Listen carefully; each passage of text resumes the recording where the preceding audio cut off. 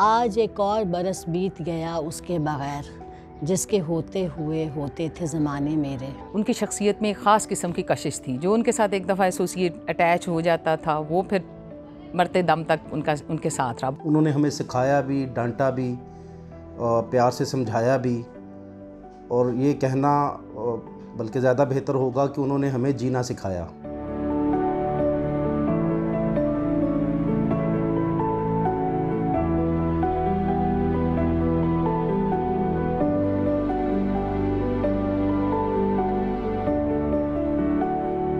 बीबी के साथ काम करने का सबसे बड़ा फ़ायदा जो मैं समझता हूँ आज तक, मुझे पता चला कि एक माँ की, एक बेटी की, एक बहन की, या ख़ुद से वाबस्ता और जो वाबस्ता नहीं है माशरे में किसी भी औरत की इज़्ज़त और एहतराम किस तरह किया जाता है और किस तरह करना चाहिए। क्योंकि मैं नहीं समझता कि अगर मैं बीबी के साथ काम ना करता या बीबी के ज़ेर साया ना होता तो मुझे ये सारी चीज़ें, मैं भी एक पढ़ा लिखा जाहिल मर्द होता और एक रवायती मर्द जो मैं देखता हूँ अपने आसपास।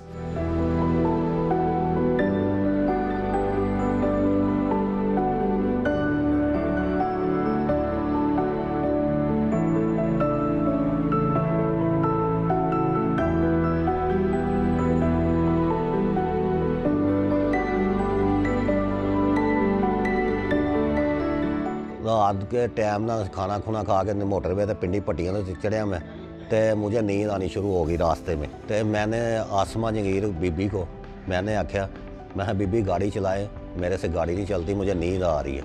बीबी कहती हाँ मैं गाड़ी चलाऊँगी, किसी खाई में ना फेंक देना।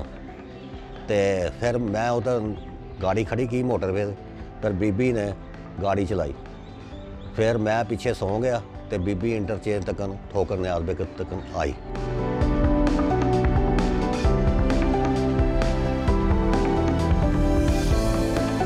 जब हम इस प्रोफेशन में आए, हम कोर्ट में जाती थी तो मेल लॉयर्स का रवैया ज़्यादा हमारे लिए वेलकमिंग नहीं होता था, वो डिस्करेज करते थे।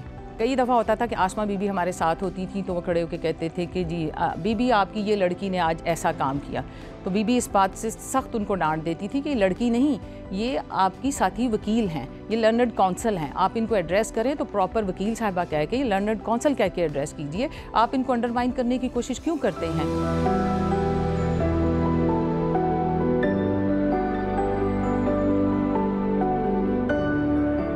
अपने स्टाफ के बारे में बहुत पता था कि किसके क्या मसाइल हैं, कौन क्या चीज़ पसंद करता है, कौन किसका क्या इशू है।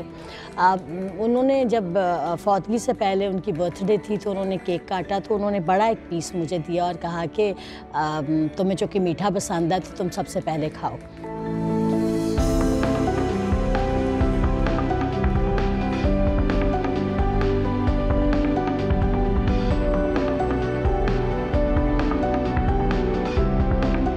मैंने उनसे बोला कि जी मैंने लॉ करना है, तो उन्होंने कहा बड़ी अच्छी बात है, वेरी गुड करो।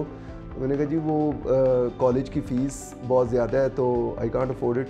तो उन्होंने कहा ये कोई बात नहीं है, प्रिंसिपल से मेरी बात करवाओ। तो वो प्रिंसिपल से उन्होंने बात की और फिर उनके कहने पे प्रिंसिपल ने मुझे जो है वो 100% स्कॉलरशिप दिया और वो ख़ुद गई मेरे साथ, वहाँ पे मेरा एडमिशन करवाया। और बड़ा इंटरेस्टिंग इंसिडेंट है कि प्रिंसिपल ने बोला कि जी कमर क्लासेस लेगा या नहीं लेगा, तो उन्होंने आगे से कहा कि ये लेगा, इसको अगर जिस दिन ये नहीं आएगा तो इसको बोलिए, मुझे बताइएगा ताकि जो है वो मैं इसके कान खींच सकूँ।